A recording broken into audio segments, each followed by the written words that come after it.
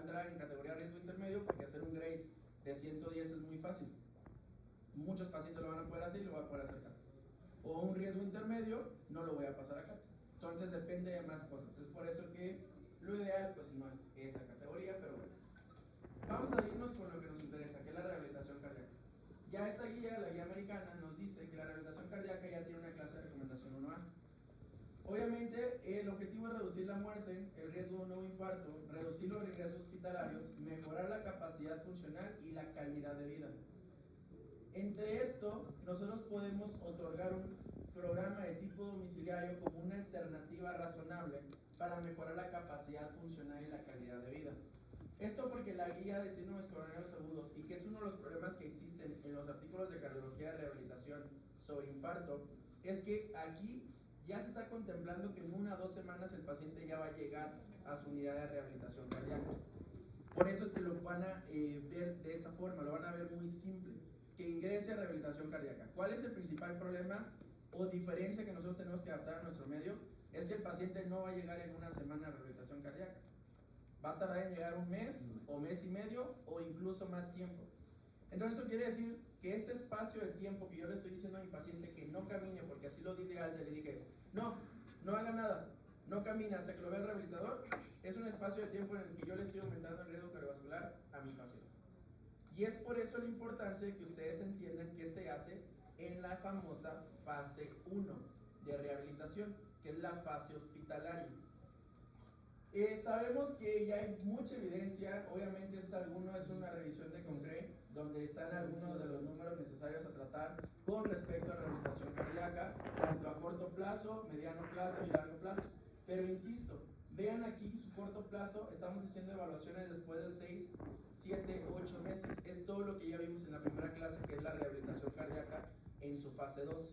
Lo interesante de esto es qué vamos a hacer con el paciente que lo tengo enfrente.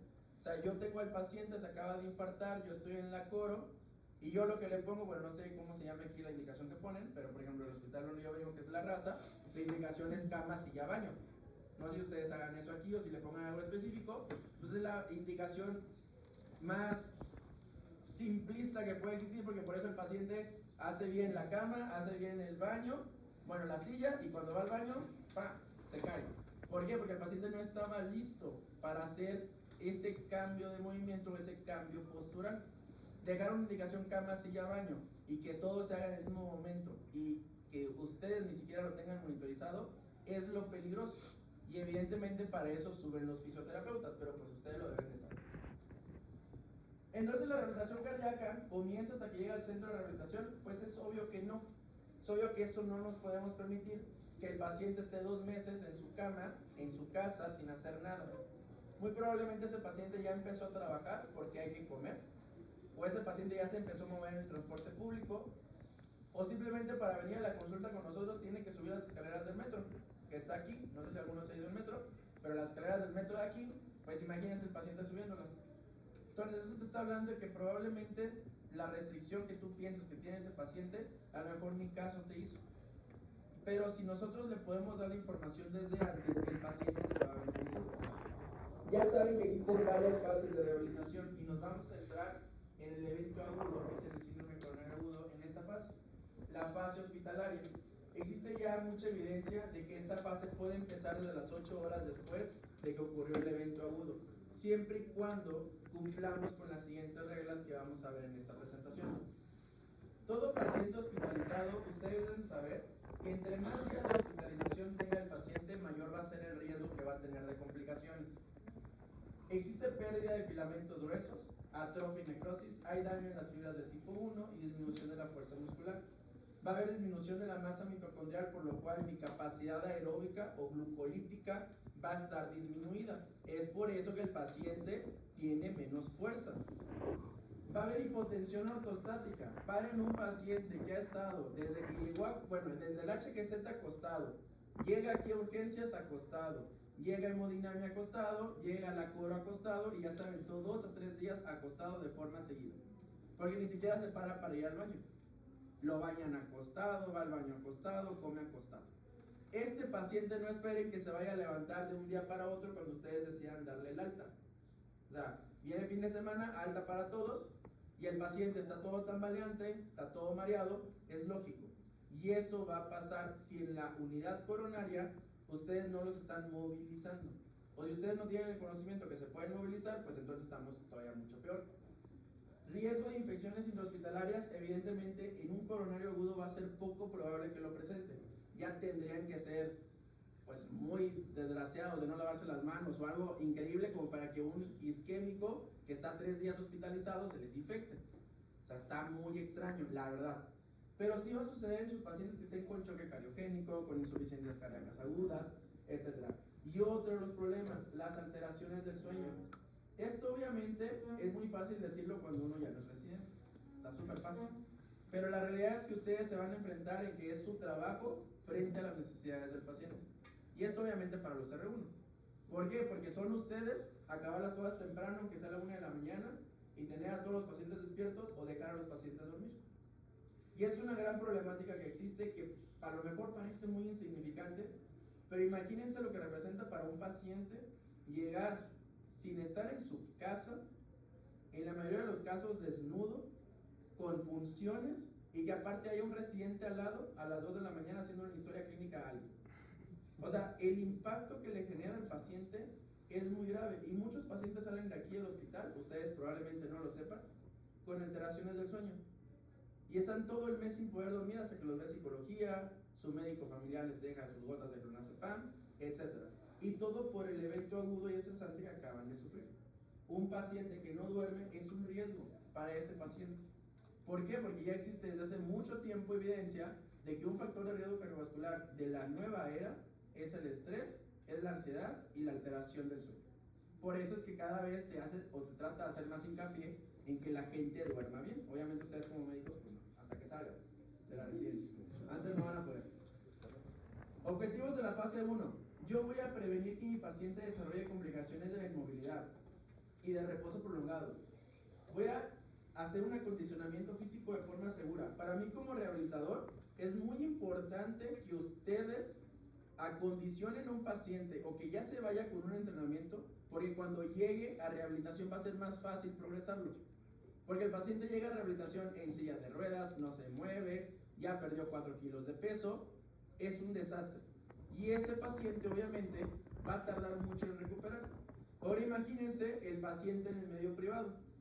Ustedes van a hacerle su CATE o van a tener a su compa que les hizo el CATE, ustedes salen, todo perfecto, y el paciente resulta que nadie le inició una fase 1. Y después del CATE, antes hacía 7 meses de actividades y ahora solamente hace 4 meses de actividades, a pesar de estar revascularizado.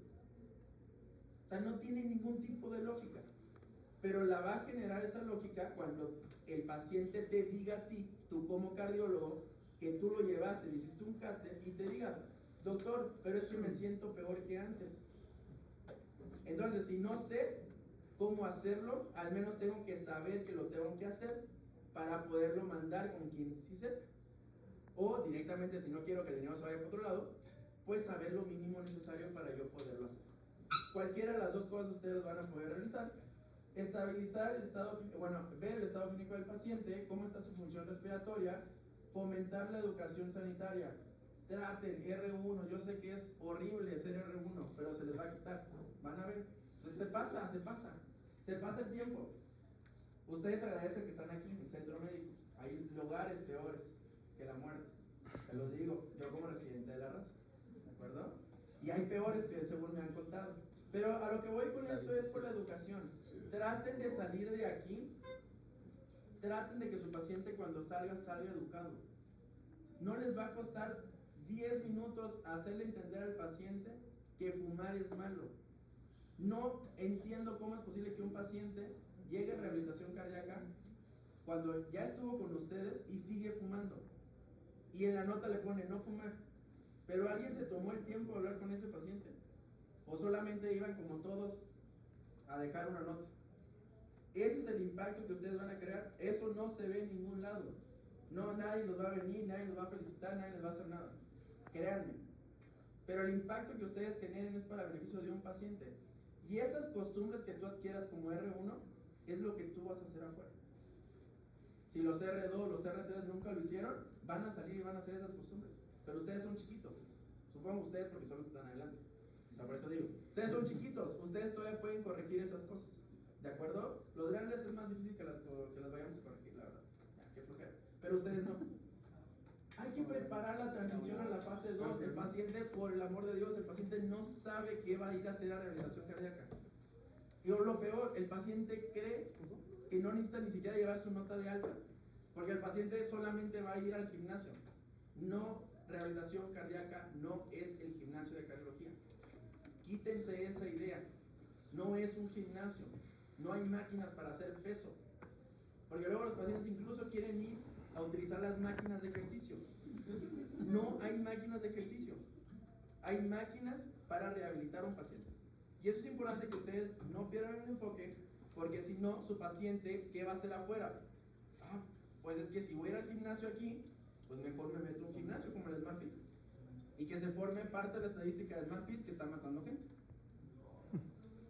O sea, es que la dimensión de lo que es, a veces no nos las tomamos en cuenta, pero el paciente, créanme, bueno, ustedes lo saben más que yo, a veces hablar con un paciente tienes que ser demasiado simple, porque el paciente va a tomar cualquier cosa que le digas y va a querer crear su propio criterio. Y ahí es donde es peligroso para un paciente. Ahí es donde salen las malas experiencias del ejercicio. Los beneficios, ya sabemos que movilizar de forma temprana a un paciente, lo más importante es disminuimos días de estancia hospitalaria. Aquí se disminuyen siempre porque el paciente esté bien o mal. Órale, sáquese. Ya, altas precoces para todos. Pero si realmente lo hiciéramos, a lo mejor no todos se pudieran ir de alta. Y eso es lo más importante que deben de documentar. Permite la movilización precoz. Otra cosa muy importante, reduce la ansiedad y la depresión postinfarto, cosa que no valoramos aquí. No hay suficiente equipo de psicología para que puedan ver a todos los pacientes. Si lo hubiera, se darían cuenta de lo terrible que genera ansiedad, depresión en un paciente postinfartado. En la mayoría de las escalas que se les hace cuando llegan a la rehabilitación cardíaca, que ya pasó más de un mes del evento agudo, todos salen al menos con depresión leve. Imagínense cómo estuvieron en la cama. Y eso, obviamente, no es fácil de reconocer porque yo como residente tengo otras prioridades, pero las debo de saber. La fase 1 se indica en todos los pacientes, pero todos los pacientes, así se los voy a poner, todos deben tener una fase 1, pero hay consideraciones especiales que tú debes de cuidar para no cometer el error de hacer daño a tu paciente. Se debe iniciar tras la estabilización clínica, pero no hay que confundir. No es lo mismo indicaciones a una o contraindicaciones de una prueba de esfuerzo o ejercicio máximo, que ya se las saben ustedes. Infarto más de 48 horas, anginas inestables, disecciones coronarias y todo lo demás que quieran ponerle, que lo que vamos a ver aquí. Aquí utilizamos otros criterios que son importantes que ustedes conozcan. Esas son algunas contraindicaciones absolutas, todo en un contexto agudo, paciente no clínicamente estable, no puedes rehabilitarlo. Esa es una máxima directriz. Pero lo podemos hacer todavía más fino, a un lenguaje para ustedes, a un lenguaje enfocado en un cardiólogo. Y esto más fino, lo primero es la estratificación de riesgo.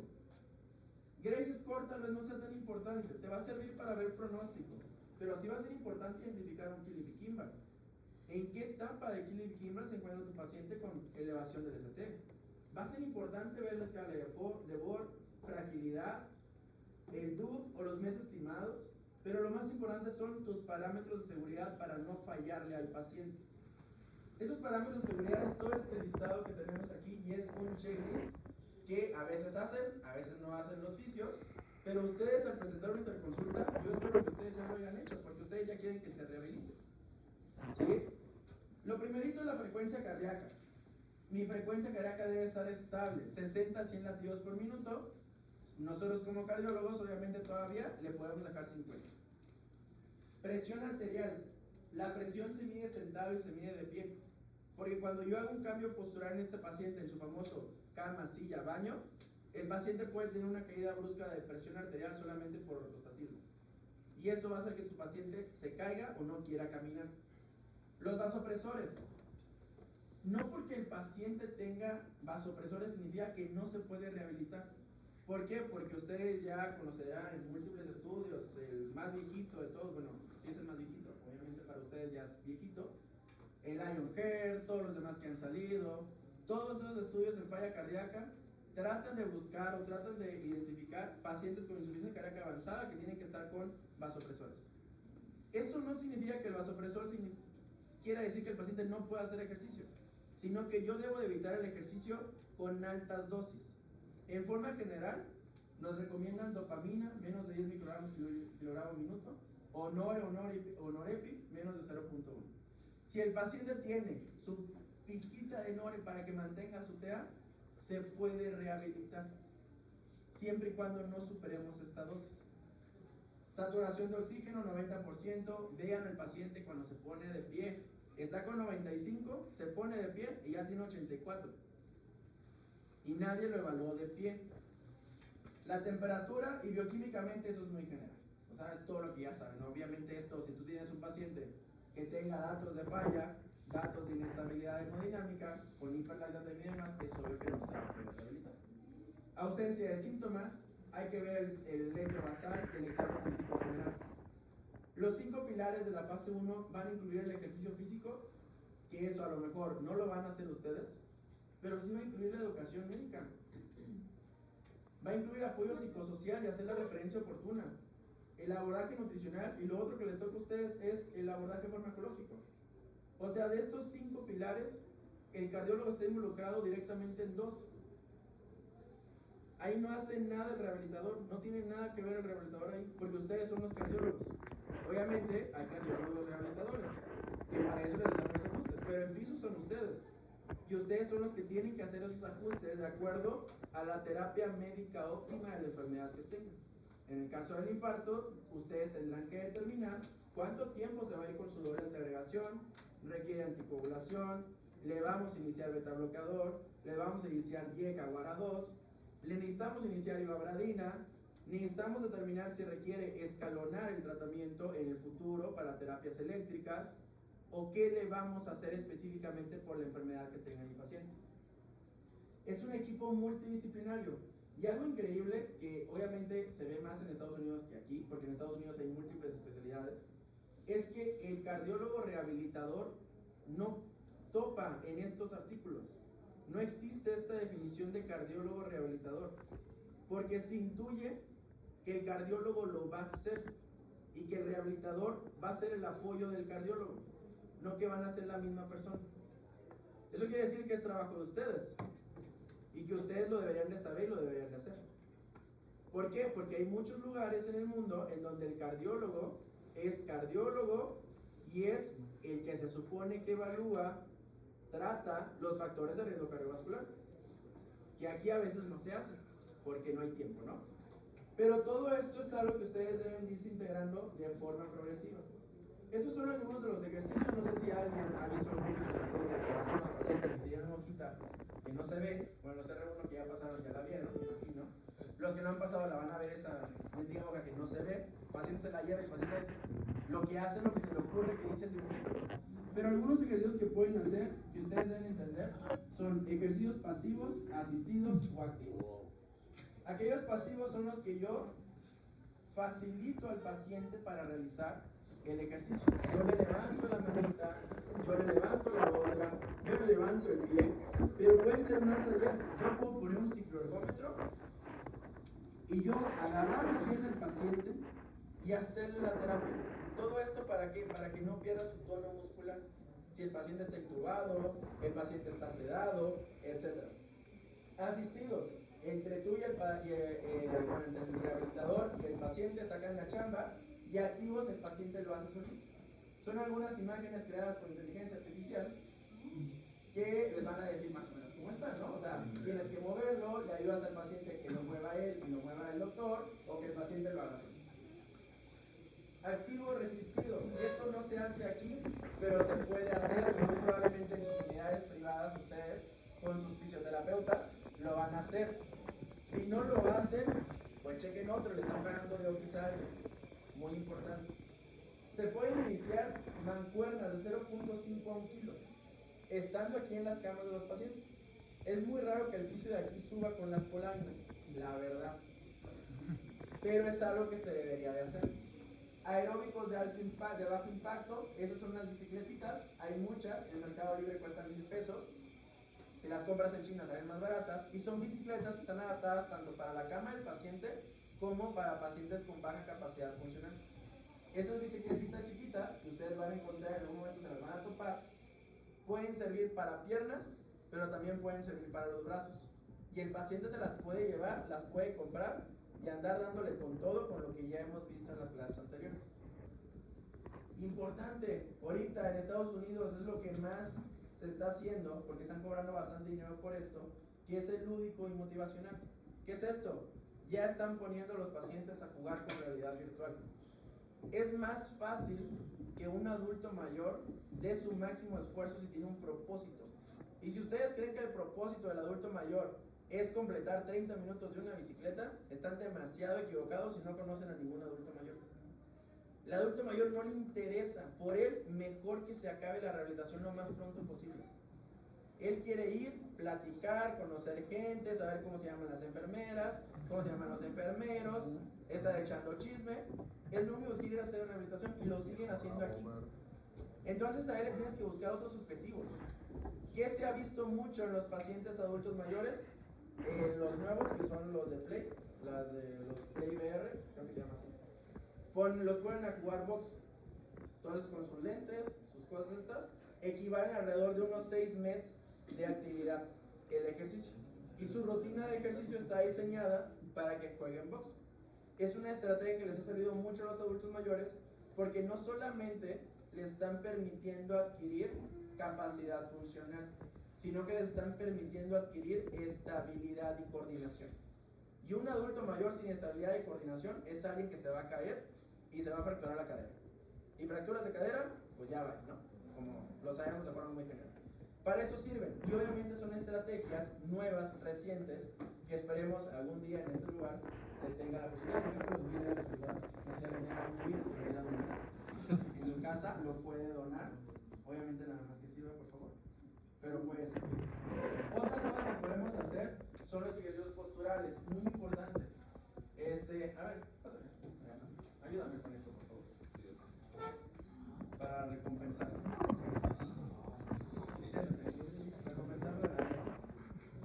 Hasta para acá, para que no te vaya a jalar los cubres. Esto es importante, o hago este hincapié porque es importante lo de los cambios de posición. Cuando ustedes tienen un paciente y quieren que el paciente haga cambios de posición, ustedes van a poner cama, silla, baño. ¿Por qué les hago el hincapié en esto? Por ejemplo, supongamos que ya lo paramos y ya lo pudimos sentar en la cama, ¿no? Como está ahorita. Ya hicimos la primera gran maniobra, pero no es la más difícil. La segunda, como ustedes ven, es cambios pasivos, sedestaciones si quieren en cama, transferencias y sedestaciones si ya con respaldo. Con él pudiéramos decir que ya lo pudimos sentar en la cama, pero yo quiero ver si puede hacer transferencias. Una transferencia es que él pase su peso de un lado a otro. Eso lo hacen los rehabilitadores, casi no lo realizan los fisios, ahí arriba. Por eso es que el paciente, a pesar de que el fisio subió, a lo mejor el paciente se les ha caído. Y es por esto. Yo le voy a pedir al paciente, siempre apoyado y sujetando al paciente, que se ponga de pie. Tú cuando le pides a alguien que se ponga de pie, si tú lo sueltas, tienes alto riesgo que el paciente se pueda caer. Entonces te vas a poner de pie, como puedas, y eso es muy importante. Siempre hay que tener al paciente sujeto.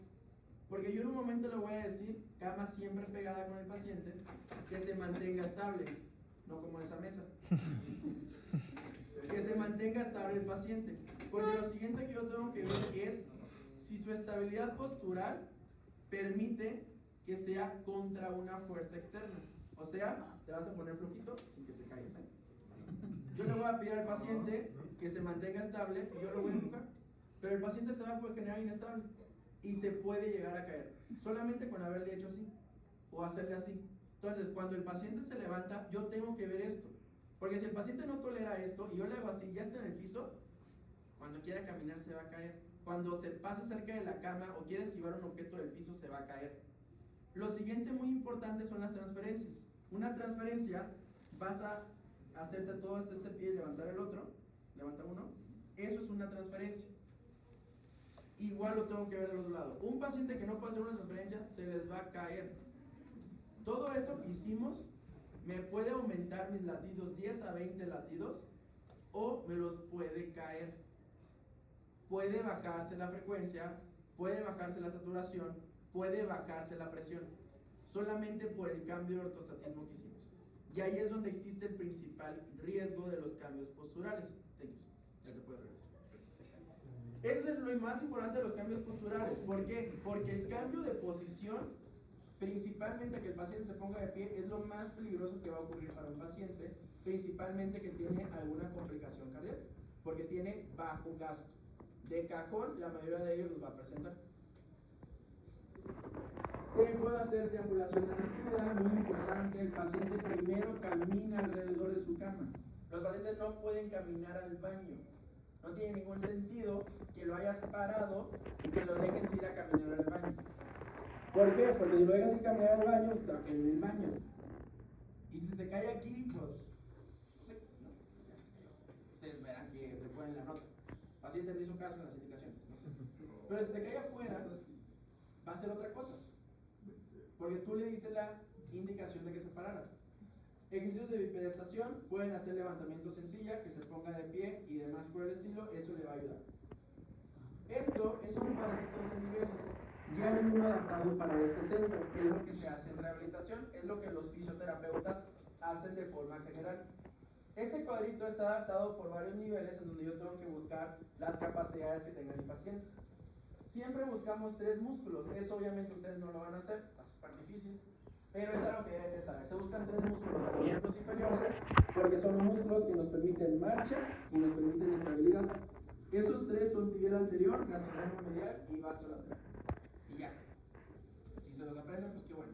No es tan importante que se los aprendan, solamente tienen que checar que tengan fuerzas en los miembros inferiores. Eso es lo que deben de saber los fisioterapeutas. El paciente no me responde instrucciones, pues entonces el paciente le puedo hacer un sincronómetro pasivo. Yo le agarro las piernitas y le estoy dando para que no pierda tono, ¿de acuerdo? Hay que hacer cambios posturales, que se esté movilizando cada 2 horas, no solamente por las heridas, para que no genere úlceras por presión, sino también para que vaya desarrollando o no genere hipersensibilidad. No sé si alguno de ustedes conoció el caso de un niño que estaba en donde opera, no sé qué piso sea, pero había un niño que había demandado a todos. ¿Sí? ¿Ustedes no lo conocieron? Se llama Sebastián, hijo de una enfermera.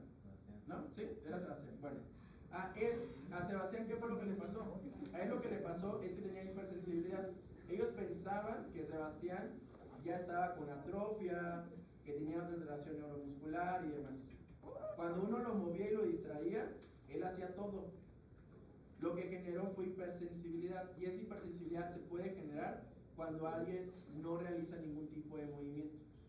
Si ustedes se quedan con el brazo dormido, en segundos van a tener hipersensibilidad, les duele el brazo. Pero imagínense esa sensación 24/7. Es por eso que son importantes los cambios posturales. Y ustedes en sus indicaciones del acoro lo deben de poner.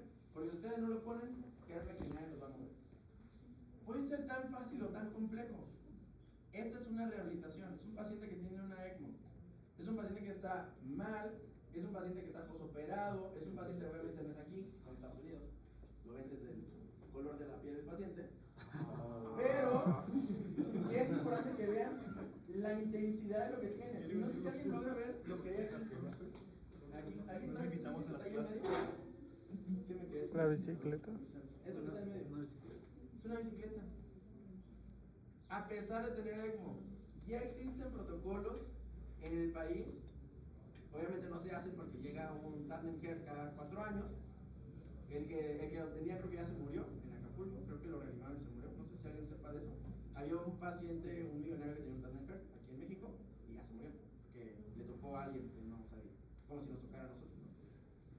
Entonces le tocó en una playa y se murió. Pero el punto es de que ya existen protocolos, si incluso se han hecho artículos en México, les digo, increíblemente porque no se tienen tantos dispositivos, pero que se les da reanimación a pacientes que tienen, o rehabilitación, perdón, a rehabilitación a pacientes que tienen dispositivos de asistencia ventricular. Porque una cosa no excluye la otra. Y la intención es fomentar lo máximo que yo pueda a mi paciente. Mi paciente responde instrucciones, pero tiene fuerza menos de 3, o sea, no lo puedo parar. Hay más cosas que yo puedo hacer. Una de las estrategias más frecuentes es esta, se llama puente glúteo, o los famosos hip thrusts que hacen en el gimnasio. El paciente también lo puede hacer en la cama, ¿de acuerdo? Y le va a beneficiar. Tiene instrucciones y responde, pues es cuando el paciente ya va a poder caminar, ya podemos hacer ejercicios con resistencia, transferencias activas en la cama, que se pare y se siente, que el paciente camine menos de 20 metros, etc.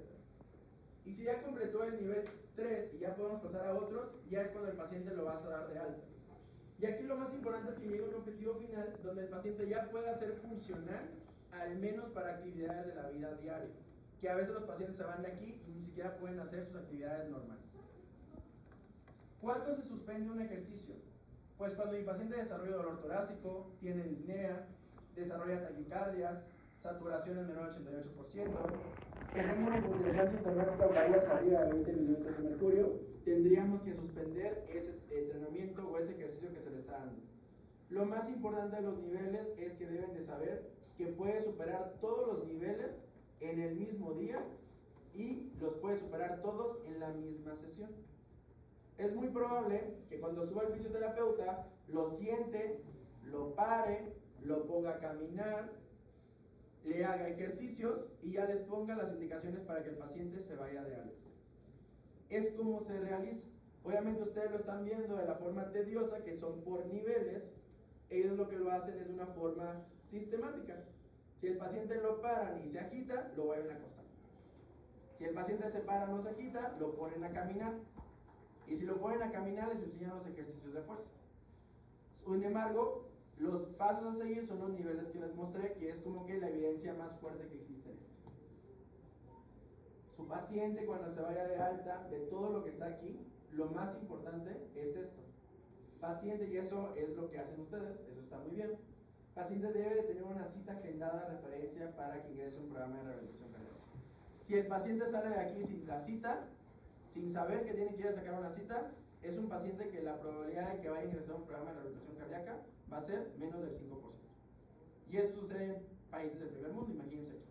¿De acuerdo? Entonces, dentro del más relevante, y lo que quería darles el entender en esta clase, es que deben de saber que no se trata solamente de que el paciente llegue a rehabilitación cardíaca y ya se acabó el trabajo. Hay todo un mundo que al paciente se le puede ofrecer durante su hospitalización. ¿Qué es lo más importante de esto? Que si ustedes, así como están poniendo que todos reciban rehabilitación cardíaca, que está muy bien, todos deberían de recibir fase 1. Porque son 10 fisioterapeutas los que están ahí abajo. No hay ninguna razón, o sea, ustedes no crean que se están atorando a los fisioterapeutas. Son bastantes, muchos, son bastantes fisioterapeutas. O sea, no hay ninguna razón por la cual su paciente no se pueda ir ya con ejercicios a su casa. Y ese es el mensaje más claro, porque le vas a permitir a ese paciente que su rehabilitación sea mejor, sea más efectiva y sea más rápida. En lugar de tenerlo 3 meses, 4 meses, porque el paciente sigue sin poder caminar, a lo mejor no nos vamos a quedar solo un mes. Y esa es la mejor estrategia que ustedes le pueden ofrecer a sus pacientes. ¿De acuerdo? Y pues con esto acabamos lo que es la clase de hoy. No sé si alguien tenga alguna duda. ¿Comentarios? ¿Algo por el estilo? Ahí en el piso, al menos en la terapia intensiva, no se inicia, la verdad es que una fase 1 de rehabilitación, sino es ya hasta el piso de hospitalización, es que sí se pone esa indicación de cama, silla, baño, o iniciar deambulación asistida. Es lo que sí se pone aquí. La verdad es que sí, la mayoría, más ahorita que fue el auge del código infarto, sí fue una de las metas que todos los pacientes que llegan con contexto de un infarto, que pasaran a una ICP primaria,